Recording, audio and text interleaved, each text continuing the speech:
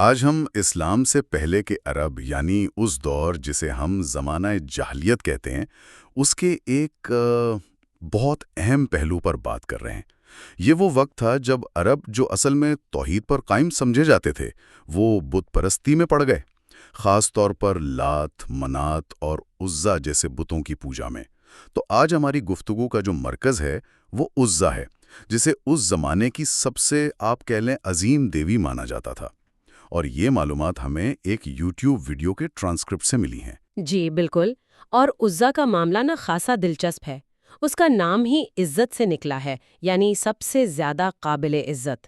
تو بات صرف پتھر کے بتوں کی نہیں تھی، ان کے پیچھے گہرے عقائد تھے، سماجی ڈھانچے تھے، اور جیسا کہ یہ ذریعہ بتاتا ہے کچھ ماورائی قسم کے تصورات بھی جڑے ہوئے تھے جو لوگوں کے یقین کو اور پختہ کرتے تھے۔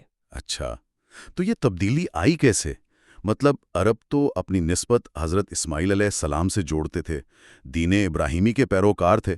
یہ شرک یعنی ایک خدا کے ساتھ دوسروں کو شریک ٹھہرانا، یہ کیسے شروع ہو گیا؟ دیکھیے، ذریعے کے مطابق یہ کوئی اچانک ہونے والا کام نہیں تھا، یہ آہستہ آہستہ ہوا۔ وقت گزرنے کے ساتھ اصل تعلیمات شاید دھندلا گئیں اور شیطان کے بہکاوے میں آ کر لوگ گمراہ ہوئے، اور پھر لات، منات اور عزا ان کے سب سے اہم بت بن گئے۔ کچھ مورخین کا حوالہ ذریعہ دیتا ہے کہ انہیں بہنیں سمجھا جاتا تھا، جبکہ کچھ کہتے ہیں کہ لات اور منات بہنیں تھیں اور عزا کا درجہ ان کی ماں جیسا تھا۔ اور ان تینوں میں بھی عزا کا مقام سب سے اونچا تھا۔ ذریعہ تو کہتا ہے کہ کئی بڑے قبائل اس کی پوجا کرتے تھے۔ جی ہاں، بالکل، عزا کو سب سے بلند درجہ حاصل تھا، خاص طور پر جو طاقتور قبائل تھے جیسے قریش، جو مکہ کے مرکز میں تھے، سماجی طور پر بھی، معاشی طور پر بھی۔ پھر بنو سلیم، بنو غطفان، بنو خزاعہ، بنو کنانہ، یہ سب بڑے قبائل اس کے پجاری تھے۔ قریش تو حالت طواف میں بھی خانہ کعبہ کے گرد گھومتے ہوئے بھی ان بتوں کے نام کے نعرے لگاتے۔ اچھا، جی، اور ان کا ایک بنیادی عقیدہ یہ بن گیا تھا کہ یہ دیویاں نعوذ باللہ اللہ کی بیٹیاں ہیں، تو گویا خدا اور انسانوں کے بیچ ایک واسطہ تھیں۔ اور عزا کو خاص طور پر عزت، جنگ میں فتح، حفاظت، نسل بڑھانے، حسن اور محبت، ان معاملات سے جوڑا جاتا تھا جو صحرا کی مشکل زندگی میں لوگوں کے لیے ایک طرح سے اہم سہارے تھے۔ تو کیا صرف خانہ کعبہ میں ہی ان کے علامتی بت رکھے ہوئے تھے یا ان کا کوئی بڑا مرکز، کوئی اصل جگہ بھی تھی؟ خانہ کعبہ میں تو تھے علامتی بت یقیناً، لیکن ذریعہ بتاتا ہے کہ عزا کا جو اصل مرکز تھا وہ مکہ اور طائف کے بیچ نخلا نامی ایک وادی تھی۔ وہاں اس کا ایک بڑا بت تھا اور ایک شاندار مندر بھی بنا ہوا تھا۔ اس کی دیکھ بھال ایک پجاری کرتا تھا، دبیا سلمی نام تھا۔ اور مندر کے پاس ببول کے یعنی اکیشیا کے 3 درخت تھے جنہیں بہت مقدس مانا جاتا تھا۔ اچھا، اور یہیں پر وہ ماورائی عنصر والی بات آتی ہے جس کا آپ نے شروع میں ذکر کیا تھا۔ ذریعہ اس مندر یا درختوں کے بارے میں کچھ غیر معمولی بات بتاتا ہے۔ جی بالکل، ذریعہ یہ دعویٰ کرتا ہے کہ اس جگہ سے ایک شیطانی قوت منسلک تھی، اسے چڑیل یا شیطانی عورت کہا گیا۔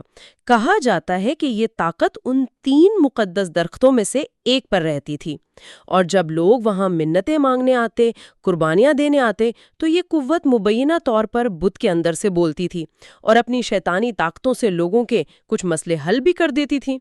ظاہر ہے اس طرح کے واقعات سے لوگوں کے دلوں میں عزا کی ہیبت اور عقیدت اور گہری ہو گئی۔ یہ تو واقعی حیران کن تفصیل ہے۔ تو پھر اس سب کا خاتمہ کیسے ہوا؟ یہ سلسلہ کیسے رکا؟ اس کا خاتمہ ہوا فتح مکہ کے بعد، جب نبی کریم صلی اللہ علیہ وسلم نے مکہ سے تمام بتوں کو توڑنے کا حکم دیا تو پھر عزا کی باری آئی۔ آپ نے 25 رمضان کو حضرت خالد بن ولید رضی اللہ عنہ کو نخلا کی طرف بھیجا، اور حضرت خالد بن ولید کا نام تو تاریخ عظیم سپہ سالاروں میں آتا ہے۔ بالکل، سیف اللہ کا لقب، ان کا نام آتے ہی ایک سنسنی سی دوڑ جاتی ہے۔ تو ذریعہ اس مہم کی کیا تفصیل بتاتا ہے؟ کیا ہوا وہاں؟ ذریعہ کے مطابق حضرت خالد وہاں پہنچے، پہلے 2 درخت کاٹے، جب وہ تیسرے درخت کو کاٹنے لگے جو سب سے مقدس سمجھا جاتا تھا، تو وہ شیطانی ہستی ایک خوفناک شکل میں ظاہر ہوئی۔ کالا رنگ، بکھرے ہوئے بال، آنکھوں سے جیسے شعلے نکل رہے ہوں۔ مندر کا پجاری، وہ دبیا سلمی، وہ چیخنے لگا، اے عزا، اپنی طاقت دکھاؤ، خالد پر حملہ کرو۔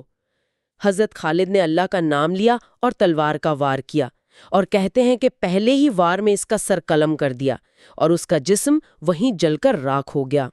سبحان اللہ۔ تو یہ واقعہ جو ذریعہ بیان کر رہا ہے، یہ اس دور کے عقائد کی شدت اور پھر ان پر جو انقلاب آیا اس کی بڑی واضح تصویر ہے۔ اس کے بعد کیا ہوا؟ حضرت خالد نے اس شیطانی وجود کو ختم کرنے کے بعد عزا کے بت کو بھی ٹکڑے ٹکڑے کر دیا، اور جو مندر کا پجاری تھا اسے بھی قتل کر دیا۔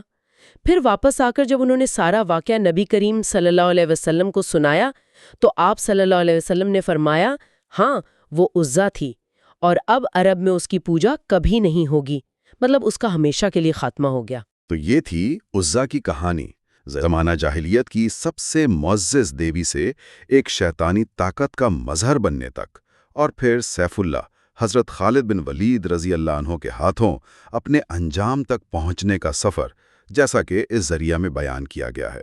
بالکل، یہ قصہ ہمیں نہ صرف اسلام سے پہلے کے عرب کے جو پیچیدہ مذہبی اور سماجی نظام تھے ان کی ایک جھلک دکھاتا ہے، بلکہ یہ بھی واضح کرتا ہے کہ اسلام کی آمد نے ان پرانے عقائد کو کس طرح سے جڑ سے ختم کیا۔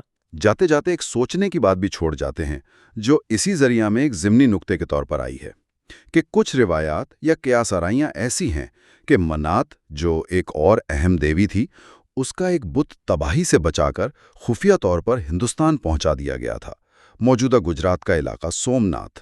اب اگرچہ یہ شاید صرف ایک قیاس آرائی ہو، لیکن اس طرح کی کہانیاں کہ قدیم بت یا آثار گیدیس ایک جگہ سے دوسری جگہ منتقل ہوئیں، یہ مختلف ثقافتوں کی جو تاریخی یادداشت ہوتی ہے، ان کی شناخت ہوتی ہے، اس پر کیسے اثر انداز ہوتی ہیں، یہ ایک دلچسپ سوال ہے۔